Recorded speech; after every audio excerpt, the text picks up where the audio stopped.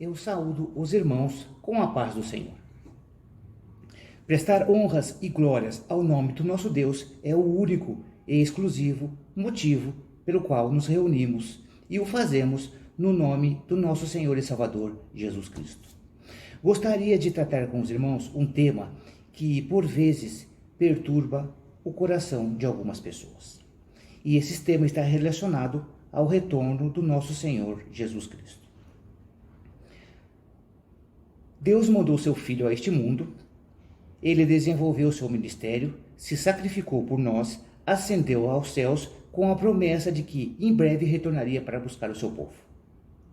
2000 anos se passaram e Jesus Cristo ainda não voltou. Essa é a questão que às vezes perturba o coração de algumas pessoas sobre a promessa de que em breve ele voltará. Para tratar desse assunto, eu gostaria de ler aos irmãos a passagem bíblica que consta da segunda epístola do apóstolo Pedro. Segunda epístola do apóstolo Pedro, capítulo 3, versículos 8 e 9. Assim nos diz a palavra do Senhor. Mas, amados, não ignoreis uma coisa, que um dia para o Senhor é como 1000 anos, e 1000 anos como um dia. O Senhor não retarda a sua promessa, ainda que alguns a tenham por tardia, mas é longânimo para convosco, não querendo que alguns se percam, senão que todos venham a arrepender-se.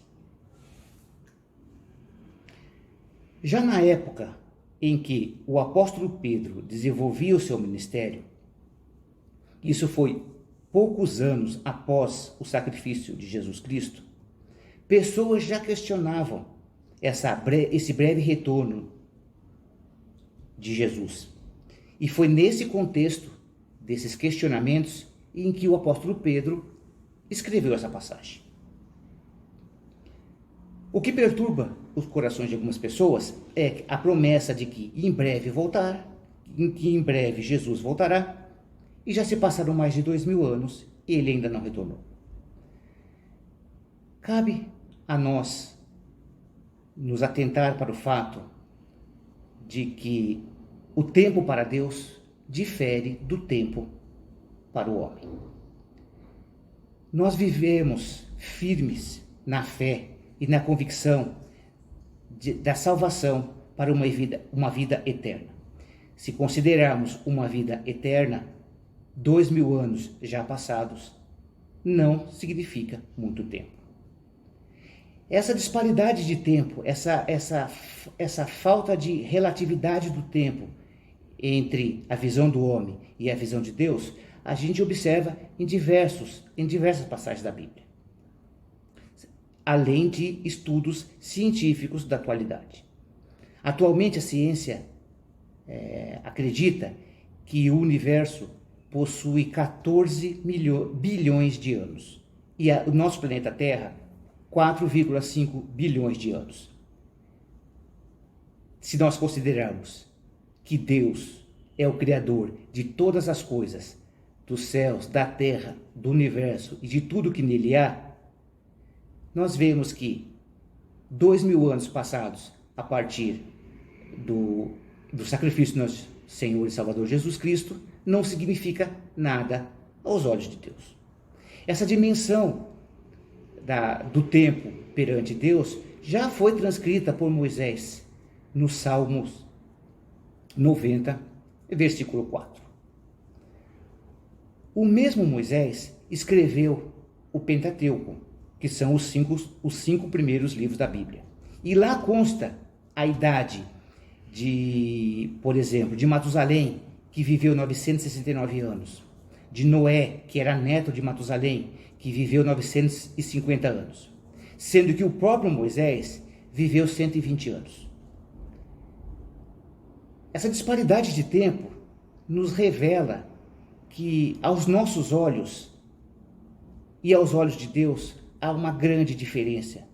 Então, a promessa de que Jesus em breve voltará não é falha, é verdadeira.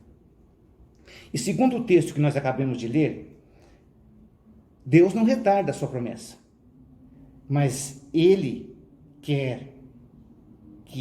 está dando oportunidade para que mais pessoas se convertam e obtenham a salvação. Se nós considerarmos que Jesus já tivesse voltado há algum tempo atrás, muitas pessoas que se converteram e hoje dormem no Senhor, não teriam tido essa oportunidade de conversão. O certo é que Jesus voltará. Não sabemos o dia. Pode ser daqui a 1000 anos, pode ser antes mesmo de eu terminar essa mensagem aos irmãos. Então, devemos estar sempre prontos, preparados, porque Ele virá nos buscar. Que Deus seja louvado. Eu convido os irmãos para, em oração, agradecermos ao Pai e pedir a sua atuação sobre nossas vidas. Senhor, meu Deus, meu Pai, eu te agradeço, ó Pai, por todas as bênçãos que o Senhor tem nos concedido. O Senhor está com as suas mãos estendidas e seus ouvidos atentos, Senhor, à petição dos seus servos. Ó Pai bendito, temos consciência de que a nossa vontade não se confunde com a vossa vontade e pedimos, Senhor, que prevaleça a sua vontade, porque sabemos, ó Pai, que o Senhor sabe o que é melhor para cada um de nós. Eu te peço, ó Pai, agora, iniciando esse culto, que o fazemos no nome do Teu Filho Jesus, que o Senhor mande o Teu Espírito Santo vir falar conosco, Senhor.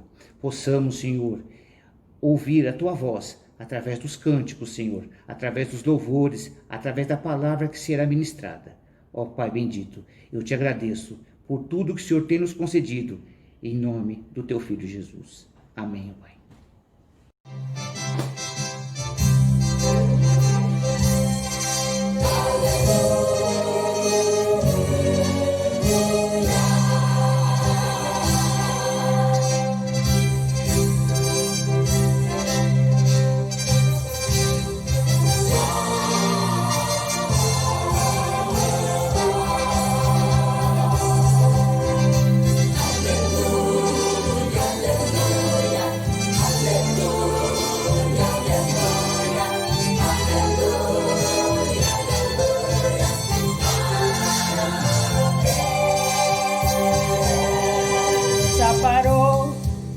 Pensar na vinda de Jesus.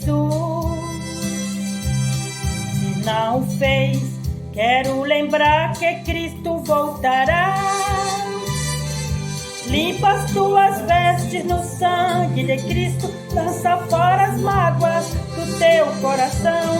Pode ser hoje o arrebatamento, te prepara, irmão. Adeus, planeta Terra, adeus.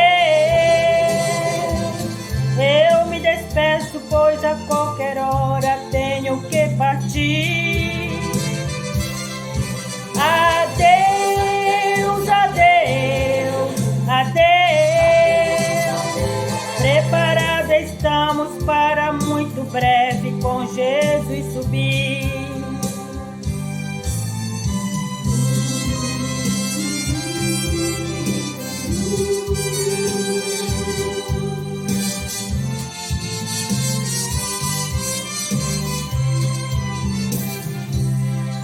Fazer parte desta fileira que vai para o céu.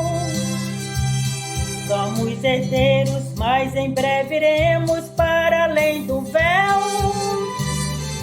Hoje eu te convido para uma festa no país dos santos, reino de luz. Venha depressa, pois pode ser hoje a volta de Jesus. Adeus, planeta Terra, adeus. Eu me despeço, pois a qualquer hora tenho que partir. Adeus, adeus, adeus. Preparados estamos para muito breve com Jesus subir. Adeus, planeta Terra, adeus. Eu me despeço, pois a qualquer hora tenho que partir. Adeus, adeus, adeus. Preparados estamos para muito breve com Jesus subir.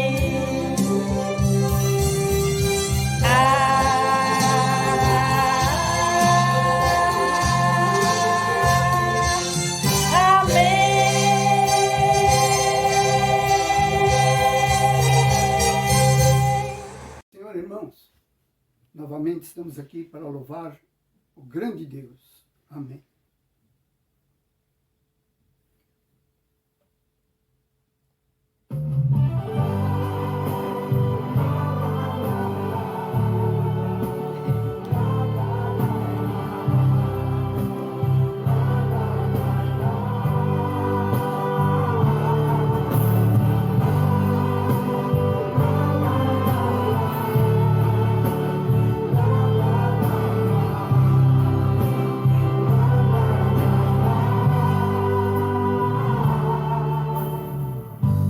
Mesmo que não haja fruto na videira,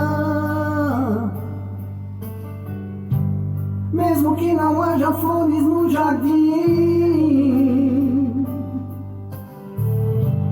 até mesmo que a figueira não floresça, nem chova na terra e nem a erva cresça, há um Deus no céu olhando para mim.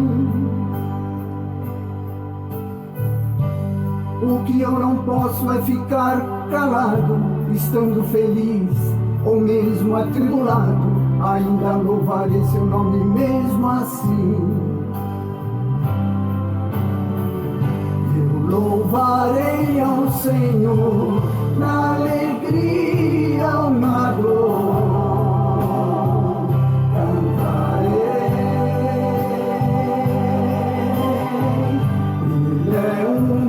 Salvador, Ele é o meu Senhor,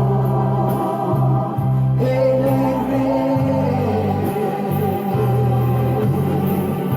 Eu louvarei ao Senhor na alegria ou na dor, cantarei.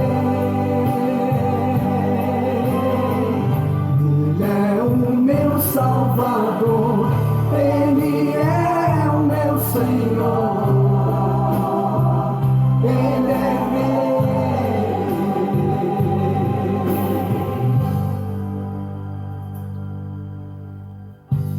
Mesmo que o fruto da figueira minta, mesmo que não haja chuva sobre a terra, mesmo que não haja ovelhas no curral, mesmo que na terra sobrevenha o mal, louvarei seu nome na paz ou na guerra. Louvarei seu nome enquanto viver, e quando aqui na terra eu desaparecer, nem mesmo assim o meu louvor encerra. Louvarei ao Senhor na alegria ou na dor, cantarei.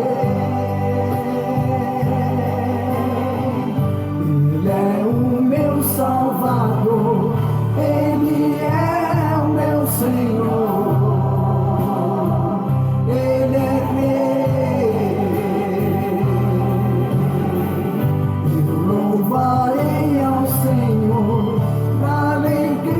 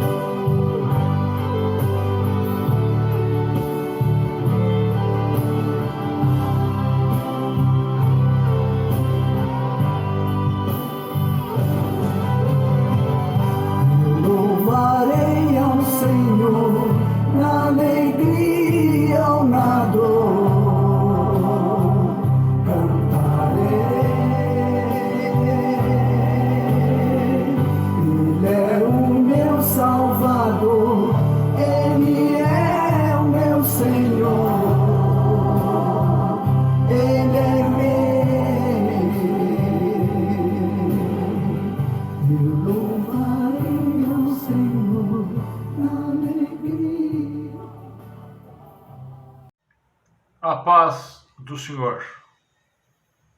Com alegria, nesse nosso culto a Deus, nosso Senhor, vamos meditar um pouco mais sobre a bendita palavra do Senhor, que tantos ensinamentos proveitosos tem para a nossa vida, para o nosso cotidiano. Quero convidar a você, se estiver com a sua Bíblia ao seu lado, a abri-la no livro dos Atos dos Apóstolos, capítulo 9. Livro dos Atos dos Apóstolos, capítulo 9. Nós vamos ler a partir do versículo de número 10. Atos dos Apóstolos, capítulo 9, a partir do versículo 10, nós vamos lê-lo até o versículo de número 19. Diz assim a santa e bendita palavra de Deus. E havia em Damasco um certo discípulo chamado Ananias. E disse-lhe o Senhor em visão: Ananias. E ele respondeu: Eis-me aqui, Senhor. E disse-lhe o Senhor: Levanta-te e vai à rua chamada Direita e pergunta em casa de Judas por um homem de Tarso chamado Saulo, pois eis que ele está orando. E numa visão ele viu que entrava um homem chamado Ananias e punha sobre ele a mão para que tornasse a ver. E respondeu Ananias: Senhor, de muitos ouvi acerca deste homem, quantos males tem feito aos teus santos em Jerusalém. E aqui tem poder dos principais dos sacerdotes para prender a todos os que invocam o teu nome. Disse-lhe, porém, o Senhor: Vai, porque este é para mim um vaso escolhido para levar o meu nome diante dos gentios e dos reis e dos filhos de Israel. E eu lhe mostrarei quanto deve padecer pelo meu nome. Ananias foi e entrou na casa e, impondo-lhe as mãos, disse: Irmão Saulo, bendito seja Deus, o Senhor Jesus, que te apareceu no caminho por onde vinhas, me enviou para que tornes a ver e sejas cheio do Espírito Santo. E logo lhe caíram os olhos como umas escamas, e recuperou a vista, e levantando-se, foi batizado. Amém. Que Deus, o nosso Deus, o eterno Deus, nos abençoe pela leitura da sua santa e bendita palavra. Oremos. Senhor, nosso Deus e nosso Pai, nós lemos a tua palavra, bendita e santa palavra, e eu te peço, Senhor, no nome de Jesus Cristo, que tu fales, ministres aos nossos corações através da sua santa palavra, e que nós possamos, de fato, atentarmos à tua palavra, para nela meditarmos e tirarmos proveitos das maravilhosas lições, dos sublimes ensinamentos que nela contém. Eu te peço em nome e por amor de Jesus, e desde já te agradeço. Amém e amém. Este texto da palavra de Deus é mais um daqueles textos que nos convida a mergulhar nele. Nele texto nós mergulharmos. Ler, reler, estudar, examinar, meditar nele. E quanto mais nós nos aprofundamos neste conhecido texto, mais e mais ensinamentos sublimes galgamos para a nossa vida, para a nossa experiência cristã, na nossa jornada aqui na face da terra. Esse texto é mais um daqueles também que nos convida à cena. Quando observamos atentamente, lemos com atenção de fato o texto sagrado, como devemos fazer com toda a palavra do Senhor. Nesse texto especificamente, nós observamos alguns personagens. É evidente, é claro, e deve ser assim na vida do cristão, que o personagem central na palavra de Deus é nosso Senhor e Salvador, Jesus Cristo. Ele é a figura central, a personagem central. E quando nós observamos nesse texto outros 3 personagens que o texto relata dentro desse contexto tão lindo, proveitoso e maravilhoso: Saulo, Judas e Ananias. Ao ler o texto, muitas vezes, ou na maioria das vezes, somos levados a prestar atenção apenas num personagem, a observarmos mais atentamente apenas um personagem. No caso aqui, Saulo de Tarso, que depois foi o notável apóstolo Paulo.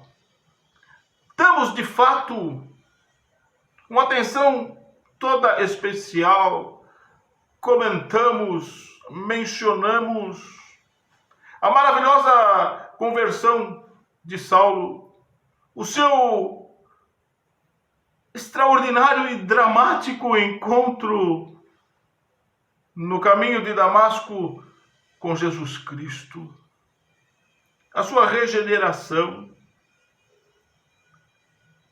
E muitas vezes pouca atenção damos no texto sagrado àquele que foi convocado por uma árdua missão dada por Deus.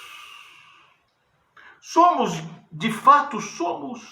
sem dúvida, conhecedores da vida do apóstolo Paulo, do seu ministério,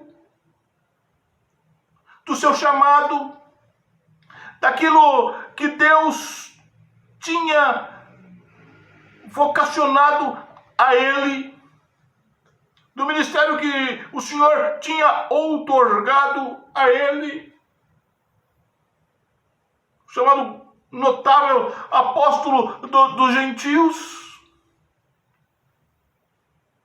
Somos conhecedores disso, sabemos disso. Suas viagens missionárias, estabelecendo igrejas, suas epístolas notáveis, proveitosas, de ensinamentos extraordinários para a vida da igreja.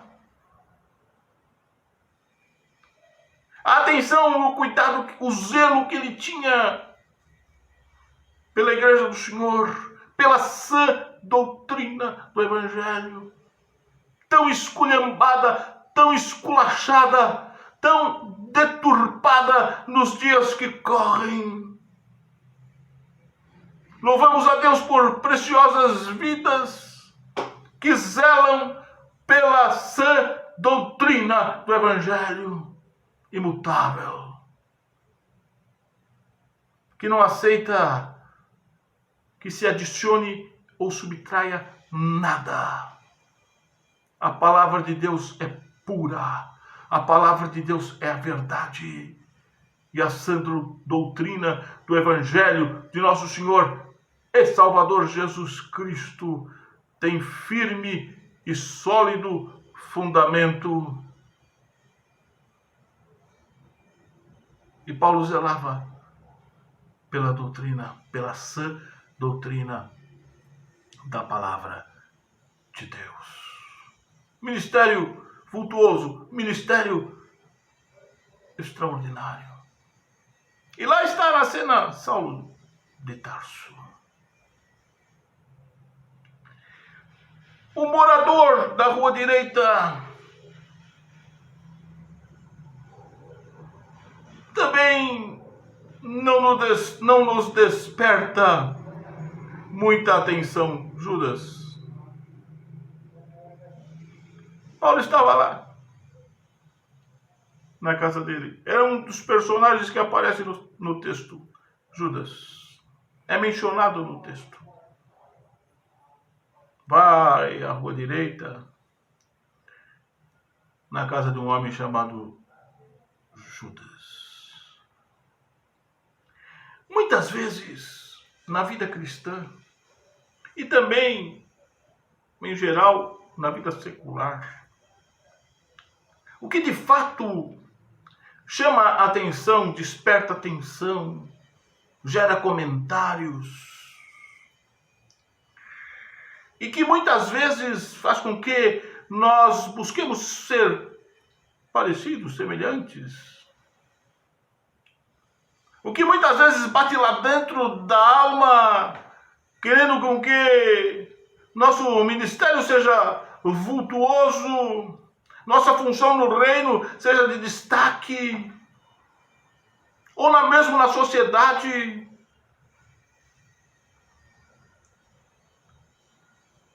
No trabalho secular.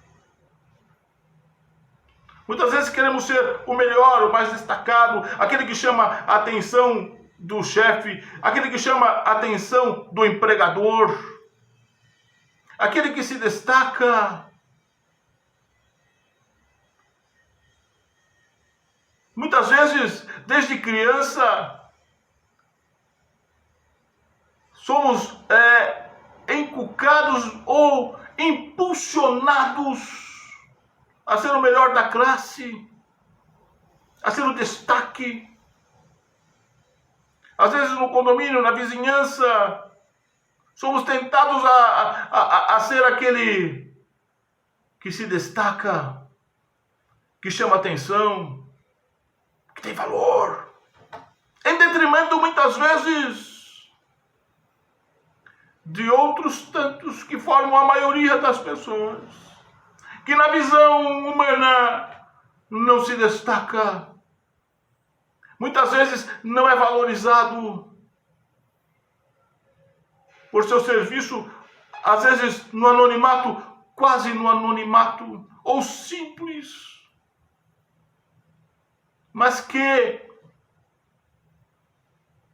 tem o seu real e devido valor, a sua real e devida importância. Em se tratando do reino de Deus, a Bíblia é bem clara que nós somos, como igreja do Senhor, formamos um corpo. O cabeça é o Senhor Jesus Cristo. Ele é o cabeça da igreja. Por isso que esse mesmo apóstolo Paulo disse: nós temos a mente de Cristo. Agora no corpo, cada um tem a sua função, cada um tem a sua tarefa, cada um tem a sua missão, cada um tem a sua vocação, cada um tem o seu chamado, cada um tem o seu talento, e deles daremos contas, prestaremos contas ao Senhor. Por isso que nós temos que estar atentos à palavra do Senhor quando nos diz que nós devemos estar preparados para o nosso encontro com o Senhor. Aquilo que o Senhor nos outorgou a fazer, a partir do momento em que entregamos nossa vida a Ele e temos nele nosso Senhor Jesus Cristo, o nosso Salvador e de fato Senhor de nossas vidas. A partir de então, Ele é o que rege, Ele é o que dirige, Ele é o que comanda. Nós somos o que devemos obedecer, cumprir suas ordens, seus desígnios e executar com galardia, com fervor, com ardor, com amor, com alegria aquilo que o Senhor nos outorga a fazer a serviço do seu reino. Diz o hino: sou forasteiro aqui, venho em serviço do meu rei. Somos servos a serviço do Senhor. Todos nós temos trabalho a realizar no reino de Deus. E todo trabalho para o Senhor tem o seu real e devido valor. Muitas vezes, aos olhos humanos, há uma diferenciação desse serviço ou daquele, como na vida secular. Mas aos olhos do eterno Deus, toda ordem dele, todo serviço outorgado por Ele tem o seu real e devido valor e será galardoado por Ele. Nosso Deus é galardoador.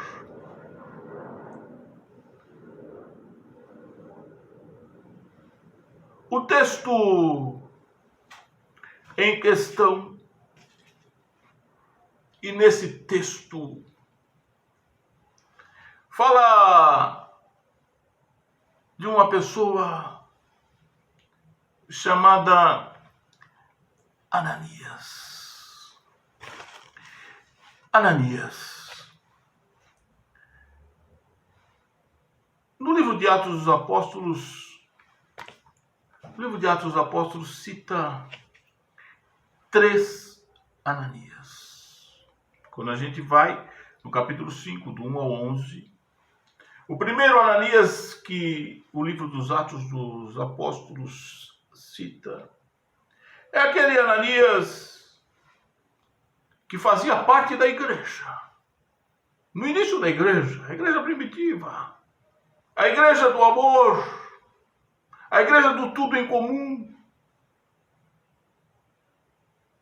a igreja, aquele punhadinho de gente que fazia diferença no mundo. Mas aquela igreja também tinha problema. Tinha suas dificuldades. Tinha nela aqueles que estavam na igreja, mas não eram igreja.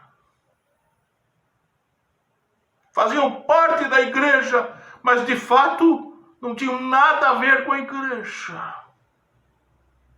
Estavam no meio da igreja,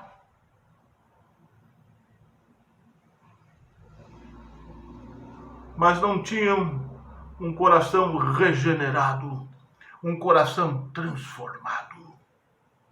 Estavam na igreja, mas o amor pelas coisas do mundo era maior, muito maior, tinha uma supremacia nas suas vidas do que os valores eternos da palavra de Deus. Ora, se Cristo morreu na cruz para salvar o pecador, e a Bíblia diz que o sangue de Jesus Cristo, seu Filho, nos purifica de todo pecado. Se nós somos regenerados e transformados por Jesus Cristo, Nós temos que levar a sério essa regeneração, essa transformação, essa conversão. Mudança de rota, mudança de atitude, mudança de pensamento, mudança de visão das coisas. O reino de Deus em primeiro lugar. A Bíblia diz que quem ama o mundo e o que no mundo há, o amor do Pai, o amor de Deus, não está nele. Esse primeiro Ananias que a Bíblia, no livro de Atos dos Apóstolos, cita, fazia parte da igreja. Mas ele amava muito mais as coisas daqui. Como nos dias que correm. Nós observamos, lamentavelmente observamos, evangelho sendo pregado que não é o evangelho de Jesus Cristo. É o evangelho sendo pregado, o evangelho das facilidades.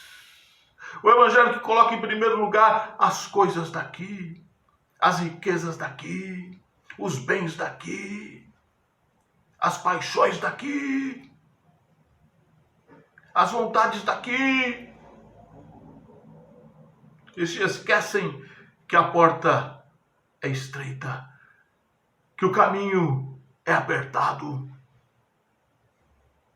mas que ele conduz à vida eterna nos céus. Vida eterna nos céus. Por isso que a Bíblia diz, a palavra do Senhor nos diz, que nós temos que pensar nas coisas que são de cima. E o nosso coração deve pensar e meditar nas coisas que são de cima. Esse primeiro Ananias que a Bíblia cita no livro de Atos dos Apóstolos, pensou que podia enganar a igreja, o apóstolo Pedro, os apóstolos, aquela igreja que vivenciava o amor e o nascimento da igreja e os ensinamentos do Senhor. Ele pensou que podia enganar. Muitas vezes nós enganamos ou pensamos que enganamos ou tentamos enganar. Ninguém engana o tempo todo. Mas ele esqueceu-se ou fez que esqueceu-se. Ou ele se esqueceu ou fez que se esqueceu. Que a Deus ninguém engana. E ele mentiu. E pensou que estava mentindo para a igreja. Pensou que estava mentindo para o apóstolo Pedro. Pensou que estava mentindo para os apóstolos. E Pedro disse, você mentiu ao Espírito Santo de Deus. Satanás se apoderou do seu coração, Ananias, e você mentiu ao Espírito Santo de Deus. E ele caiu morto ali, porque enganou, ou tentou enganar, melhor dizendo. Tentou levar vantagem. E quantas vezes o diabo tenta invadir o nosso coração, a nossa vida, a nossa alma, a nossa mente, com as coisas daqui. Quantas propostas indecentes ele faz ao longo da nossa jornada.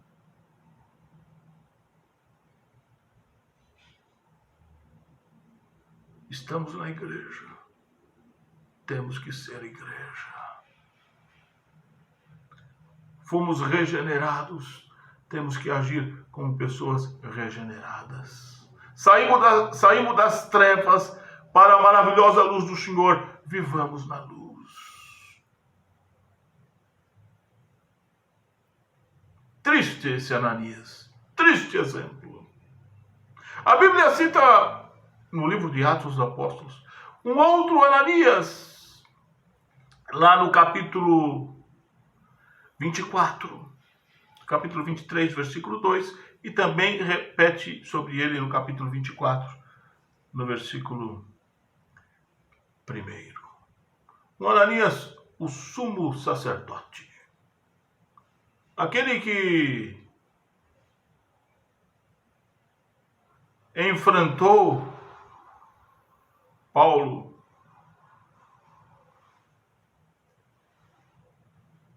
e foi pelo apóstolo do Senhor advertido. Outro triste, lamentável exemplo, esse Ananias do capítulo 23 e do capítulo 24 do livro dos Atos dos Apóstolos. O texto que nós lemos fala de um outro Ananias. Esse um exemplo bom, como nós temos que ser bons exemplos. Na nossa meditação de hoje, gostaria de comentar um pouco deste Ananias do capítulo 9, sobretudo entre os versículos 10 e 19 do livro dos Atos dos Apóstolos, que Paulo menciona novamente no capítulo 22, do mesmo livro, nos versículos do 12 ao 16. Antes, quero comentar contigo as particularidades de Deus, que muitas vezes o ser humano questiona, não compreende, mas Deus tem as suas particularidades, a forma dele agir, e como ele age de formas variadas, diferentes, com pessoas diferentes, de variadas épocas e tempos, como ele agiu lá atrás, agiu no momento desse texto sagrado que lemos, age nos nossos dias, com as suas particularidades. E quando nós observamos isso, e às vezes, num primeiro momento, numa primeira instância, não compreendemos, muitas vezes questionamos.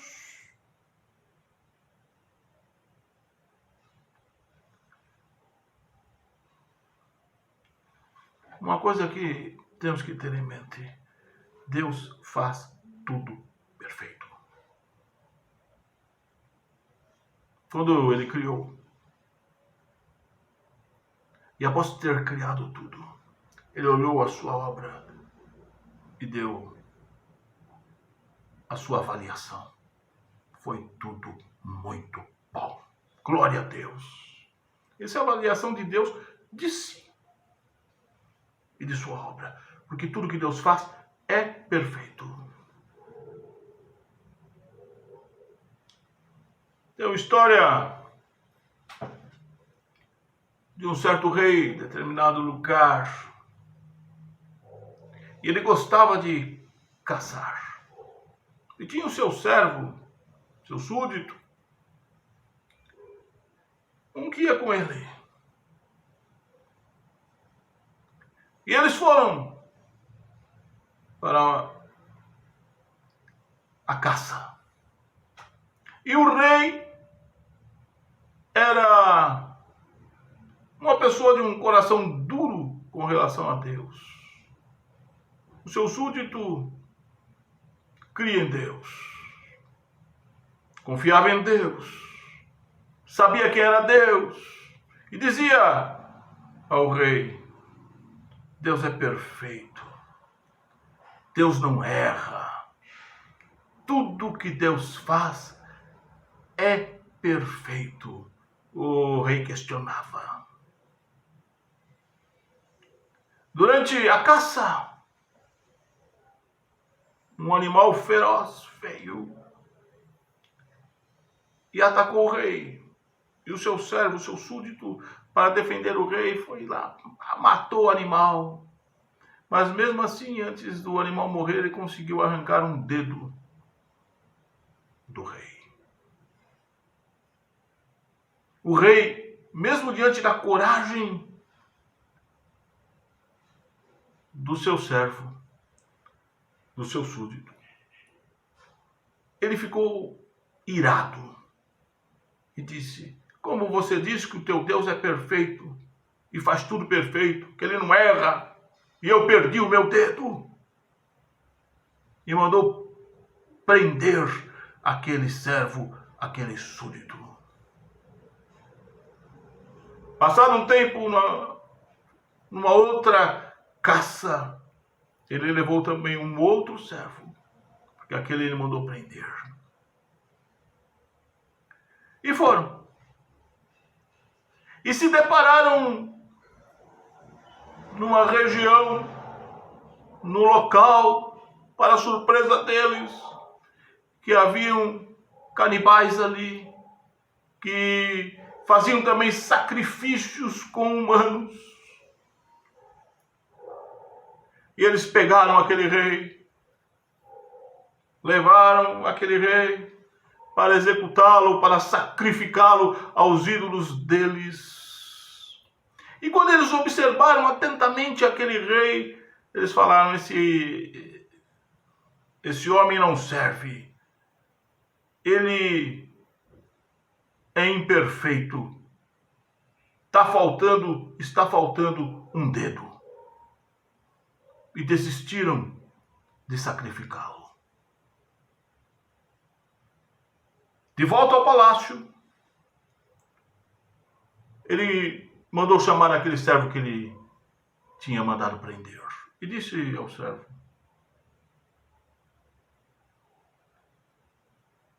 agora eu estou reconhecendo que esse Deus que você fala, que você acredita, realmente faz as coisas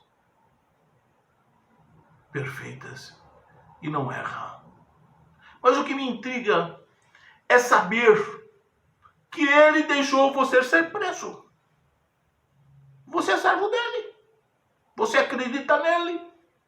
Você confia nele. E aquele súdito disse ao rei: sabe, meu rei, porque o meu Deus permitiu que eu fosse preso. Porque se eu fosse contigo na caça, eles iriam me pegar contigo e eu seria ali sacrificado, porque eu tenho todos os dedos. E ele reiterou: o Deus que eu sirvo não erra. O Deus que eu sirvo faz tudo perfeito. Muitas vezes nós não compreendemos os desígnios do Senhor, as vocações, convocações, os imperativos do Senhor. Mas Deus tem algo para mim e para você. Deus tem planos para a minha vida e para a tua vida. Deus quer usá-lo a serviço de... Deus quer usá-lo a serviço do reino dele e Deus nos capacita para isso. Mas é preciso de nós algumas atitudes. Ao observarmos o texto dos Atos dos Apóstolos, uma coisa primeira que nos chama a atenção: o chamado do Senhor, o imperativo do Senhor, a convocação do Senhor, a ordem do Senhor. Ananias! Ananias! Quantas vezes o Senhor tem te chamado a ti? Quantas vezes o Senhor tem te convocado? Quantas vezes o Senhor tem dado a serviço para você? E o Senhor não pode encontrar em mim e você pessoas indiferentes, insensíveis, desatentos. Deus, quando nos chamou e nós aceitamos a salvação na pessoa bendita de Jesus Cristo, entregamos nossa vida ao Senhor, Ele tem algo para mim e para você, planos para mim e para você, imperativos para mim e para você, ordens para mim e para você. Ananias! E Ananias imediatamente: eis-me aqui, Senhor. Eis-me aqui, Senhor. Ah, Deus quer de mim e de você uma resposta como essa: eis-me aqui, Senhor.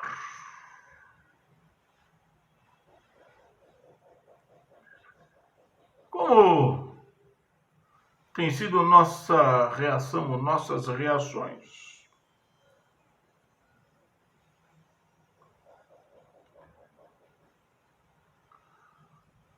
Será que nós temos a postura só de ser ouvinte? Ou sequer ouvir? Ou ouvinte esquecido? Ou nós temos a postura de Ananias, a postura de um Samuel: fala, Senhor, que o teu servo ouve. A postura de um Isaías: eis-me aqui, Senhor, envia-me a mim. A postura de um Ananias, pouco falado, pouco comentado, pouco divulgado, pouco mencionado, mas de vital importância no chamado do Senhor, no ministério que o Senhor tinha para ele. Muitas vezes nós focamos só nos grandes vultos e esquecemos que Deus, ao longo da história da igreja, ao longo da história do seu povo, usou homens e mulheres, muitas vezes no anonimato, para realizar o que nós chamamos de trabalho simples, mas de grande valor, de grande galardia, de grande e vital importância no reino de Deus. A resposta de Ananias: eis-me aqui, Senhor. Eis-me aqui, Senhor. E a Bíblia diz, lá no capítulo 22 de Atos, que esse Ananias era um varão piedoso e de bom testemunho.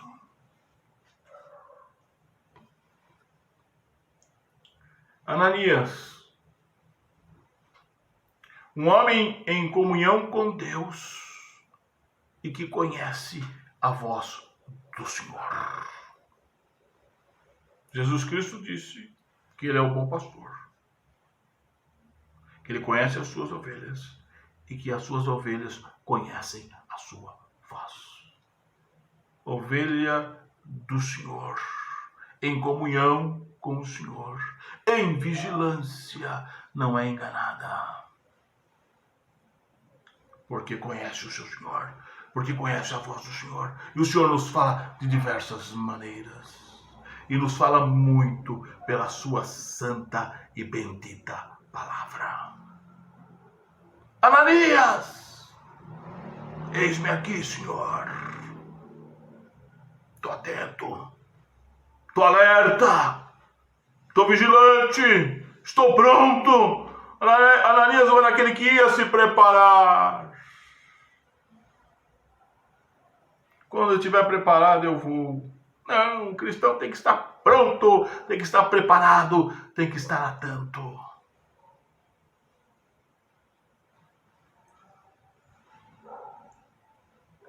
Outra coisa, Ananias, um homem atento aos fatos. Não era um alienado. O cristão não pode ser alienado. O cristão tem que estar atento ao que se passa em redor. O cristão tem que estar atento aos fatos que acontecem. O cristão não é um alienado. O cristão é um conhecedor dos fatos, assim deve ser. Ananias sabia quem era Saulo de Tarso. Por isso aquela conversa com o Senhor. Senhor, ele é terrível. Perseguidor da igreja, dos teus santos lá em Jerusalém. Saulo de Tarso. Ananias sabia e estava atento, um homem atento aos fatos. Ananias, um homem de coragem, independente da tarefa que lhe foi imposta. O Senhor disse a ele, e ele entendeu. O Senhor falou com ele, e ele compreendeu. E mostrou ser um homem de coragem. A Bíblia diz que os covardes não herdarão o reino de Deus. É por isso que, como cristão, eu e você, como cristã, cada um de nós, os cristãos, aqueles que fazem parte da igreja do Senhor, precisam ser pessoas de coragem. De coragem. Nos dias que correm, nós temos observado muitos cristãos ou pseudos cristãos se acovardando, baixando a guarda, recuando.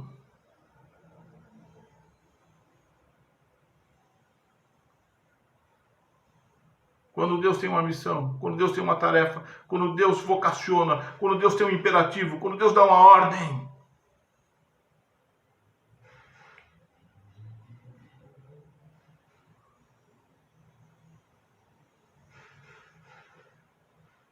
A Bíblia cita os 300 de Gideão. De 32 mil, o Senhor separou 300. Com esses dá para ganhar. Porque eram 300 valorosos, corajosos, virtuosos. A igreja do Senhor não precisa de excesso de contingente.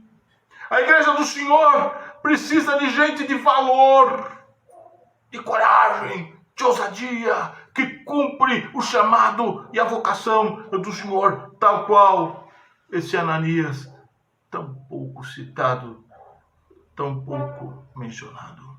Ananias, um homem obediente a Deus. Não uma obediência qualquer, uma obediência plena, uma obediência consciente, uma obediência racional. A Bíblia diz que o nosso culto ao Senhor é um culto racional. E a obediência de Ananias foi racional. Foi consciente, foi plena, foi total, foi absoluta, compreendendo a ação de Deus. E a necessidade dele cumprir o chamado do Senhor. Ananias, eis-me aqui, o Senhor expõe, ele absorve, ele compreende, e com coragem vai e executa a tarefa que o Senhor lhe outorgou. O pecado entrou na face da terra fruto de desobediência. Nós temos que obedecer ao Senhor nosso Deus.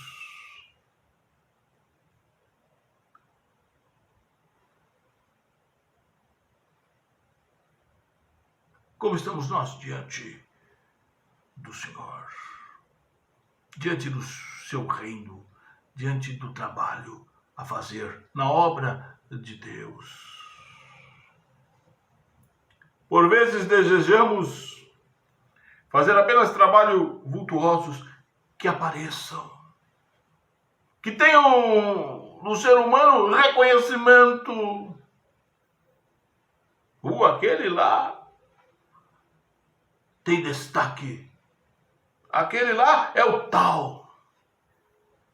Aquele lá é o grande. Aquela lá é a grande. Não, não. Nós temos que nos preocupar não com o que nós queremos fazer no reino de Deus, mas com o que Deus quer que nós façamos no reino dele. O reino é de Deus, a obra é do Senhor. Nós somos servos a serviço do reino de Deus. Ananias, um exemplo de que, sem destaque, talvez no pano de fundo, talvez a sombra na visão de muitos, mas não de Deus. Na visão do Senhor, Ananias, um servo fiel e obediente que atendeu ao chamado do seu Senhor. Que eu e você sejamos assim. Ao chamado que Ele fizer para cada um de nós, que nós possamos dizer: eis-me aqui, Senhor, e executar o serviço que Ele outorgou, outorga e outorgará a mim e a você. Que esse Deus, Senhor da igreja e da história, muito abençoe a tua vida. Amém.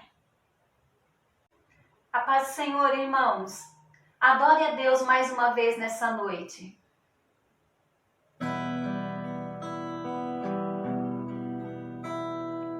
Tens a beleza da cor e a ternura das aves.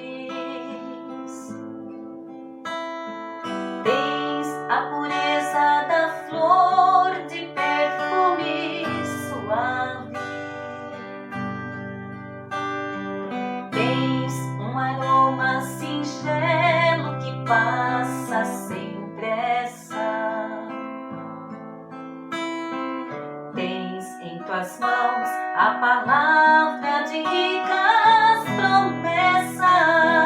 Tens em tuas mãos uma mina de ricos tesouros. Mais preciosos que a prata, mais ricos que o ouro.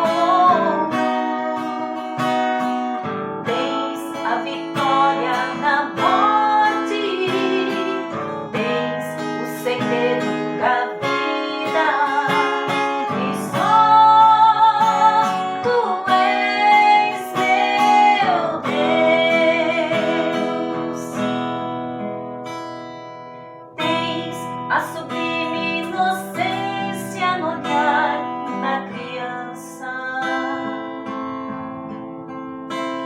E no dia a dia da vida eis a esperança de um barco que vai para o mar, mas que espera voltar. E que amanhã novamente o sol brilhará. Tens em tuas mãos uma mina de ricos tesouros. Mais preciosos que a prata, mais ricos que o ouro. Tens a vitória na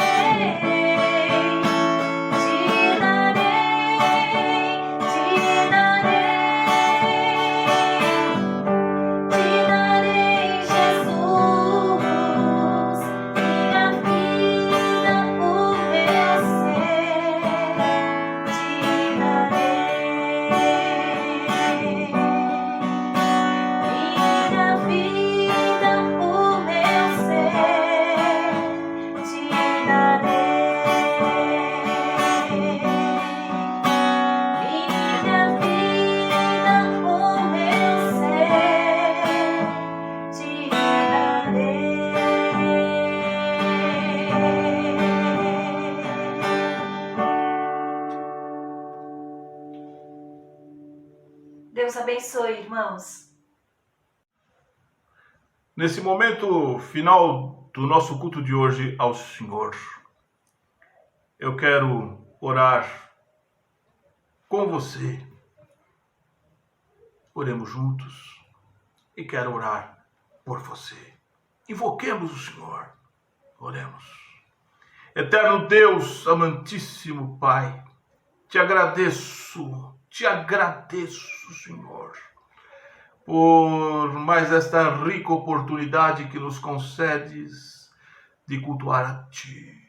Te agradeço pelo Teu grande amor, pelo que Tu és, pelo muito que tens feito a cada um de nós, pela vida do meu irmão, da minha irmã, do amigo, da amiga que está conosco participando deste culto. Dê a ele, a ela, a Tua bênção. Venha de encontro a cada necessidade. Supre, Senhor. Tu és o Deus supridor. Cura as enfermidades. Tu és o Deus que sara, o Deus que cura. Opera grandemente. Tu és o Deus que opera maravilhas e que operando ninguém pode impedir. Dá tua bênção a cada lar, Senhor, representado, a cada família, a cada parentela representado e a cada vida que compartilha conosco neste culto. Dá a tua bênção. Eu invoco a tua bênção e desde já te agradeço, crendo nas vitórias vindas de ti, para a glória do Pai, do Filho e do Espírito Santo de Deus, sempre no nome eterno e sublime de Jesus. Amém e amém.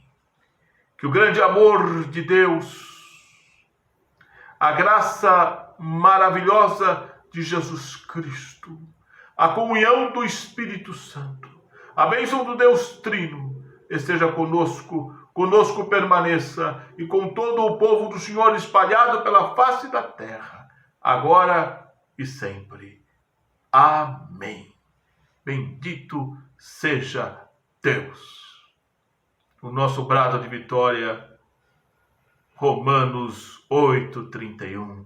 Se Deus é por nós, quem será contra nós? Que Deus muito te guarde, te abençoe e te proteja.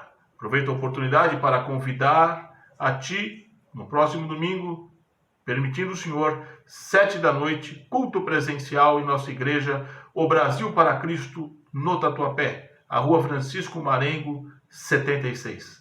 Próximo domingo, 7 da noite. E todas as quintas-feiras, sempre com a permissão do Senhor, 7:30 da noite, culto online no YouTube e no Facebook. Você também é convidado a participar conosco e nós muito agradecemos a sua participação. Fique na paz de nosso Senhor e Salvador Jesus Cristo. Deus te abençoe. Amém.